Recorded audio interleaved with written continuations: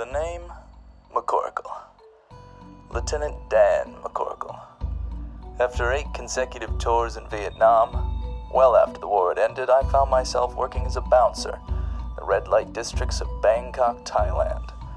But Lieutenant Dan, you say, you were last in Vietnam in 1973. It was 14 years ago. You were 29 and now you're 43. Fuck you. You see, the way I saw it, my life was split into 2 halves. Before Big Fork and after Big Fork. If it were the Bible, I guess you'd call me Jewish. Because all I cared about was the Old Testament. Jessy was a Jew too, so it makes sense. Sure, plenty of things happened after Big Fork. I was crucified.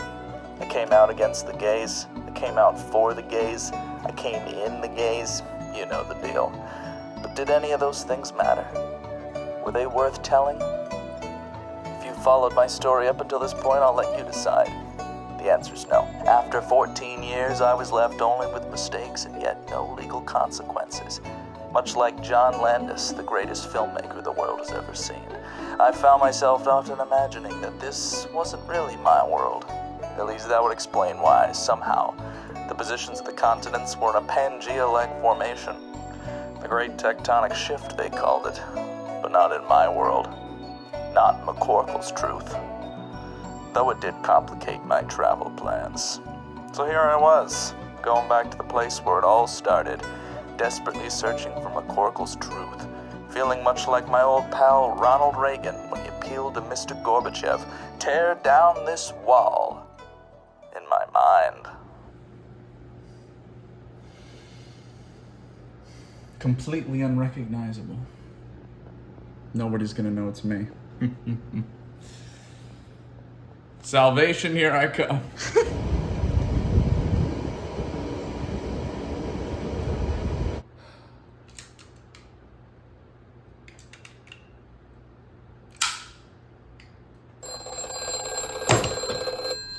This. Hey, yeah. Yeah, I know I get on a train to Cambodia in the morning. Yep. Tonight. Oh, shit. 8 o'clock. Okay, yeah. Not at the motel, right? Well, to be honest, I haven't heard the greatest reviews of the motel. Just being honest. Oh, I'm sorry, I shouldn't have said anything. No, I mean, I feel like you don't want to hear this. Okay, fine. Yeah, people don't really like the weird red and blue lights on the floor, and most of the walls aren't, like, completed. You know, it's like half walls. Like, it's odd. It doesn't look like a real motel. People have a problem with that. Well, room to improve, right? Yeah. I'm sorry, I didn't really mean to say anything. Okay, but tonight, where are we going? The Rad Thai? Alright, fine. Okay. I can survive one last night there. Saying goodbye to the old co-workers. That sounds good. Alright. Well, I'll see you there at this. 8 o'clock. Sounds good. What a dick. All said and done, my time in Bangkok had proved about as fruitless as all that Apple stock I bought back in 1981. Sure, I was flush with cash, but where was the fruit? Sure, I hit up the old haunts, parlayed with the old pals, but those visits didn't end with see you. They ended with wee woo, wee woo, wee woo. My old band, Champlain College, had played here back in 1972 as part of the farewell tour. Rumor had it, there was a monument erected to us. Now all I had to do was cry, find it, yes. Well, there it is. Memorial of my old band, Champlain College. Let's nostalgia.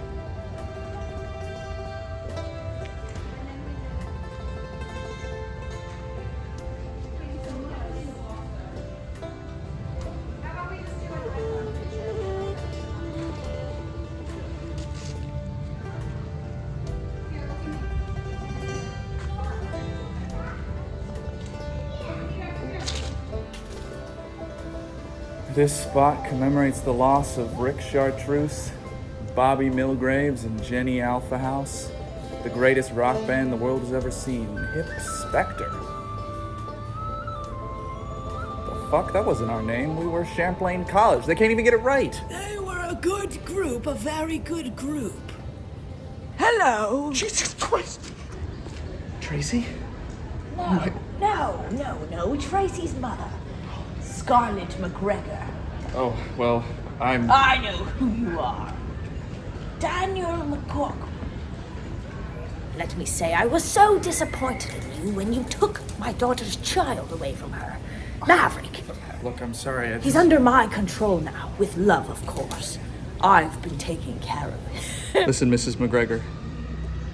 You want to go sit down?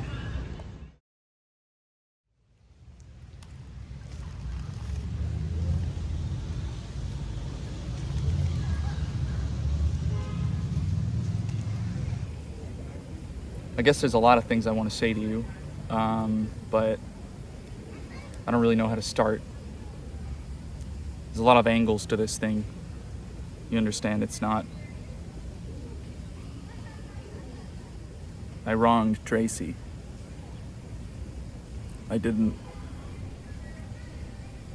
understand her. Maybe it's because nobody ever understood me. No, I'm okay, thank you. You know, Mrs. McGregor, I don't have a lot of regrets, but Tracey is one of them. It's really hard to think about everything that's happened since Vietnam, and to be frank with you, I tend to choose not to talk about it at all, or think about it even.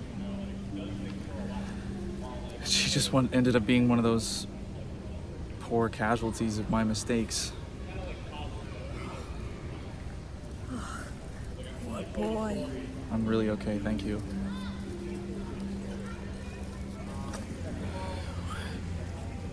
How come we never met before? Well, Sydney got custody of Tracey in the divorce. It's rare that the father ever ends up with custody, isn't it? Rarer when it's the stepfather. Sydney isn't Tracey's father. Certainly not. So who's her father then? He was a Scottish man named Reed Story. He left after Tracey was born in 1944. Jesus Christ. I had no idea. Your parents, Reed and myself, were all in Berlin in the war. We were army doctors. Best of friends. You knew my parents? We had fun together. So much fun together one time that, well, why, you and Tracey were the result. What the Christ? You had orgies? Gee, oh my God. Several thousand. Oh, the orgies were all the rage back then. Several thousand's really funny. Several thousand.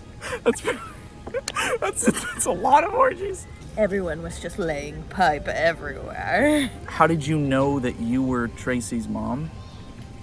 And my mom was my mom? As if we didn't give birth to you. Wait, hold on. How do you know for sure that Robert was my dad and Reed's Story was Tracey's dad? We didn't want to know. The thing I do want to know, however, is where is my daughter? They never found her body after the car bomb. And I know you know something I don't know. Look, Mrs. McGregor, I don't know where Tracey is. If I was withholding something from you, I would tell you. I trust you, son. I wish I knew where your daughter was. I wish I could help you. But I don't even know who the fuck I am. Priorities. Bitch. I'm sorry. Saying bitch was rude. No, I don't want the egg salad sandwich. Saying bitch to you was rude. It just came out, I'm sorry. No, please don't apologize. I actually kind of like it. It's better than cunt, sicko. It was a good day. Nice to meet you, ma'am. I hope we see each other again soon. I guarantee it. See you in Sweden.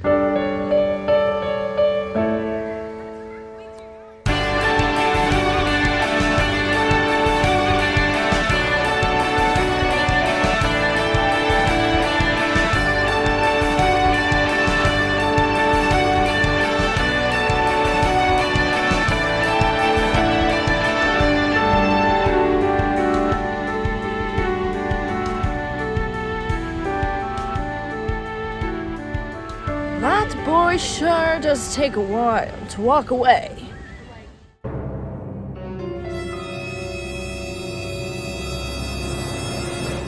Okay, great. I'm now ready to go to the Bangkok club, the rad time. This is gonna be a fun night, folks. We're gonna have a good time. Okay, all right. Last night in Bangkok. Let's go, Lieutenant Dan McCORKLE. You show those people what you're made of. Let's go have a kick-ass time. With my one good friend, this dude. The only man who I don't want to have sex with, to be honest. Well, alright. It's bittersweet, but we've come to the end of a long trip. Okay. We're looking good. Time to go pick out a shirt. I don't remember a mirror being there. Oh, there we go! Oh,